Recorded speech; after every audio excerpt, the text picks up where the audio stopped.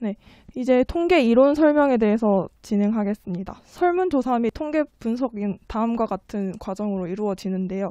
먼저 연구 주제를 설정하고 다음 조사를 설계하고 자료 수집 및 분석, 그리고 보고서 작성까지 이루어지게 됩니다.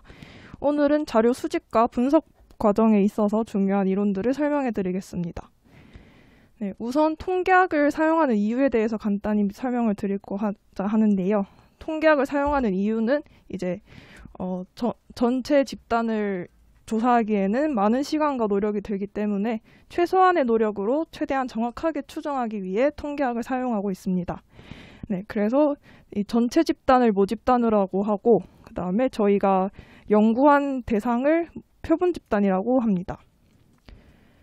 네, 그 다음에 이제 대수의 법칙과 중심 극한 정리라고 있는데 조금 비슷한 개념인데 다른 점은 대수의 법칙은 표본 평균이 모평균, 그러니까 우리가 이제 조사한 대상이 실제 대상과 얼마나 일치하는지가 대수의 법칙이라고 이해를 하시면 되고, 중심 극한 정리는 저희가 조사한 대상의 그 통계 값들이 정규분포에 가까워진다. 그러니까 정규분포에 가까워지면 뭐가 좋냐?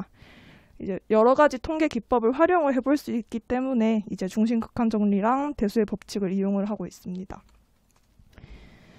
네, 그러면 이제 표본을 추출을 할 건데요. 그럼 표본 추출 방법에는 전수조사와 표본조사로 크게 나뉘어지는데, 전수조사는 말 그대로 전체 집단을 조사를 하는 거고, 표본 집단은 일부분을 뽑아서 조사를 하는 것입니다. 네, 여기서 표본조사는 다시 확률 표본 추출 방법과 비확률 표본 추출 방법으로 나누어지는데요. 이제 자세한 사항에 대해서는 다음 장에서부터 자세히 설명을 드리겠습니다. 네, 우선 확률 표본 추출 방법 중에 단순 무작위 표본 추출법입니다. 이는 말 그대로 완전 무작위로 뽑는 건데요. 그냥 로또 뽑듯이 완전 무작위로 뽑는 거고요.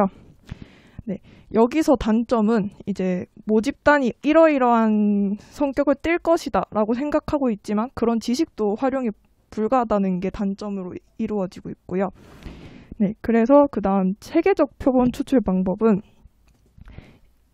모집단에 일련 번호를 부여를 하고 그 다음에 일정한 간격으로 나누어서 이제 채택을 하는 겁니다. 이제 예시를 보시면 좀 더 쉽게 이해를 하실 수 있을 것 같은데요. 100명을 10개 집단으로 나눠서 1번부터 100번까지 중에 1번부터 100번까지 주고 그 다음에 10개 집단으로 나누어서 첫 번째 집단에서 5번째를 뽑았다. 그러면 두 번째 집단에서도 5번째를 뽑고 이런 식으로 이렇게 뽑는 건데, 여기서는 단점이 같은 특성을 지닌 사람들이 다 5번째 있게 되면은 4번째 특성은 모르고 3번째 특성은 모른다는 그런 단점이 있어서 조금 어려움이 있습니다. 네, 그 다음은 층화 표본 추출 방법인데요. 이거는 이제 고등학생을 예시로 들자면 1학년, 2학년, 3학년으로 나누어서 거기서 이제 학년별 표본을 추출하는 거죠. 그러니까 고등학생 전체가 300명인데 우리가 30명을 뽑을 거다. 근데 단순 무작위 뽑았을 때 3학년에서 30명이 다 뽑힐 수가 있잖아요. 그런 거를 방지를 하기 위해서 1학년에서 10명, 2학년에서 10명, 3학년에서 10명 이렇게 뽑겠다는 게 이제 층화 표본 추출법입니다. 네, 그 다음은 군집 표본 추출법은 약간 층화 추출법이랑 좀 비슷하긴 한데 조금 다른 부분이, 군집 표본 추출법은 만약에 대학을 예시로 들었는데 이게 아니라 이제 고등학교 예시로 들면 문과랑 이과를 나누는 거죠. 그러면은 문과에서만 이제 다 30명을 다 조사를 하는 것, 이런 식으로 그래서 군집을 잘만 나누면은 비용이 훨씬 절약된다는 특징이 있습니다.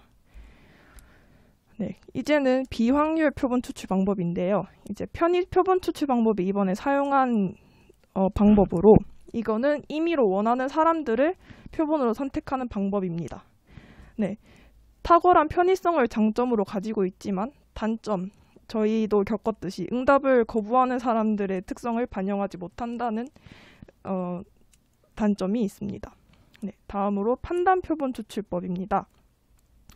이것은 이제 전문가 집단, 그러니까 이 문제에 대해서 되게 잘 알고 있을 것이라고 판단되는 사람들에게 가서 이런저런 의견을 물어보는 걸로 이제 비용이 적게 든다는 장점이 있으나 편견이나 그 사람만의 특성이 조금 일반화될 수 있다는 게 단점이 있습니다. 네, 그 다음은 할당 표본 추출 방법인데요. 이것은 마케팅 조사에서 가장 보편적으로 이루어지는 방법으로서 이제 예시로 들면 통신사에 대한 이미지를 조사하고 싶은데 이거를 이제 지역별로 표본수를 할당을 하는 거죠. 수도권에는 사람이 더 많으니 수도권에서 더 많이 뽑아서 이제 진행을 하겠다. 이게 할당 표본 추출 방법이고요. 눈덩이 표본 추출 방법은 이제 도박자나 이제 찾기 어려운 대상을 조사하고자 할 때 한 사람을 조사를 하고 그 다음에 이제 소개 받아서 진행을 하는 것이 눈덩이 표본 추출 방법입니다. 네, 지금까지 표본 추출 방법에 대한 설명이었고요. 이제 변수에 대해서 설명을 해드리자면 변수는 이제 기업의 종류 이런 식으로 제조업, 공기업, 사기업 이런 식으로 나뉠 수가 있는 그런 개념을 실제로 관찰할 수 있게 바꾼 것이고 변수에서 가장 중요한 것은 각각의 값은 상호 배반적이어야 합니다. 그래서 예를 들면은 공기업, 사기업, 제조업 이렇게 나뉘면은 제조업이면서 사기업일 수 있기 때문에 이런 거에 대한 주의가 꼭 필요하고요. 네, 그리고 변수는 연속성 여부에 따른 분류로도 나뉘는데요. 연속 변수와 비연속 변수로 나뉩니다. 연속 변수는 말 그대로 연령, 체중, 월 소득액처럼 이제 연속으로 나타나지는 변수이고 비연속 변수는 성별, 교육 수준, 그리고 종교처럼 뭔가 이제 숫자로 나타내지는 것이 아닌 변수입니다. 네, 그 다음에 기능에 따라서도 분류를 할 수 있는데요. 이것은 이제 독립 변수와 종속 변수, 그러니까 한 변수가 다른 변수보다 선행하면서 영향을 미칠 때 독립 변수와 종속 변수라고 하고요.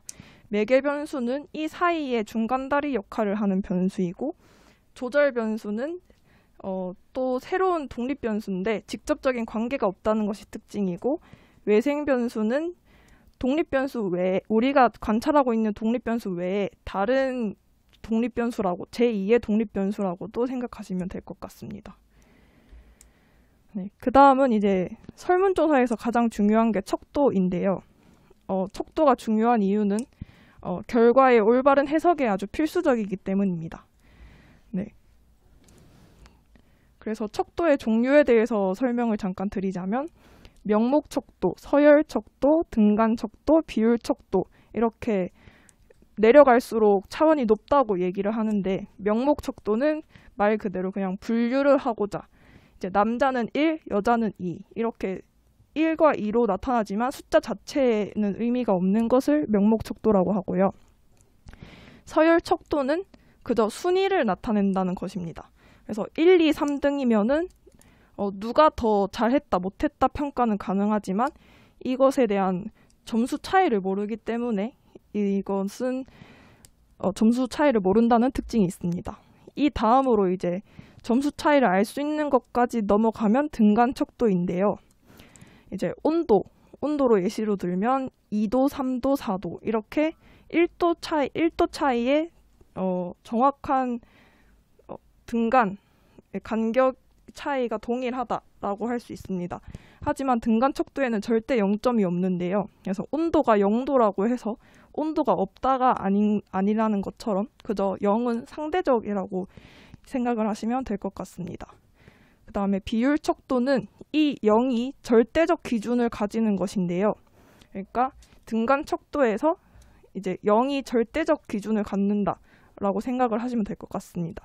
예를 들어 길이가 0이다. 그러면 길이가 없다는 것이기 때문에 네, 비율 척도가 가장 고차원적이라고 할 수 있습니다. 네, 이렇게 자료 수집 단계에서 필요한 것들을 알아보았는데요. 이제 자료 분석으로 넘어가기 전에 가장 중요한 단계, 데이터 전처리 단계를 거치게 됩니다. 이제 만약에 여자 남자로 받았으면은 이걸 1, 2로 치환을 하고 이제 필요한 부분들을 이제 가지를 쳐내고 가공하기 쉽게 예쁘게 만드는 작업인데요. 그래서 보통 데이터 분석을 할 때 거의 70%의 시간을 데이터 전처리에 쓴다고 해도 무방할 정도로 가장 중요한 단계입니다. 네, 데이터 전처리가 끝나면 EDA 단계를 들어가는데요. EDA는 그냥 만약에 1점에서 5점 사이의 어떤 기준으로 조사를 했다 이러면은 1점에 몇 명 있는지 2점에 몇 명 있는지 이런 식으로 간단하게 알아보는 거고, 이걸 하는 이유는 혹시나 예외적인 상황이 있을까봐 이제 한번 진행을 해보는 것입니다. 네, 그래서 EDA까지 끝났다면 이제 대표값을 뽑아내야 하는데요. 대표값은 크게 평균, 중앙값, 최빈값을 주로 사용을 합니다. 평균은 여러분도 잘 아시다시피 모든 합을 자료의 개수로 나눈 것이지만 이는 특이값에 민감하다는 큰 단점이 있는데요. 이제 아래 예시처럼 도트 타이머 사용 시간이 5시간, 5시간, 10시간, 100시간이라고 했을 때 평균은 24시간이 나오게 됩니다. 이는 전체를 잘 표현한다고 하기에는 어렵기 때문에 이런 상황을 대비해서 중앙값도 나타내는데요. 중앙값은 말 그대로 크기 순서로 배열했을 때 가운데 위치하는 값입니다. 네, 그리고 최빈값도 종종 사용하는데 이는 관측값 중에서 가장 자주 나오는 값을 의미합니다. 네, 제가 이번 연구에서 주로 사용한 방법인 T-검증인데요. T-검증은 두 집단 간 평균값의 차이를 검증하기 위한 분석 방법이고, 위에 설명드렸듯이 이제 등간척도 이상인 경우에만 사용을 하고 있습니다. 네, 이제 T-검증에서도 여러 검증 방법이 있는데 독립표본 검증은 두 집단 사이에 아무런 연관성이 없을 때, 그러니까 남성과 여성 이렇게 서로 겹치는 부분 없이 영향을 미치지 않을 때 독립표본 검증을 사용합니다. 네, 여기서 설명드리는 부분은 좀 어려운 부분이긴 한데 가장 중요한 핵심만 알려드리자면은 가장 밑에 p-value라고 하는 값이 0.05보다 작으면 두 집단의 유의미한 차이가 보인다라는 것이고, 그렇지 않고 0.05보다 크다 p-value가 그렇다면 두 집단 간의 차이가 유의미하지 않다는 것을 의미합니다.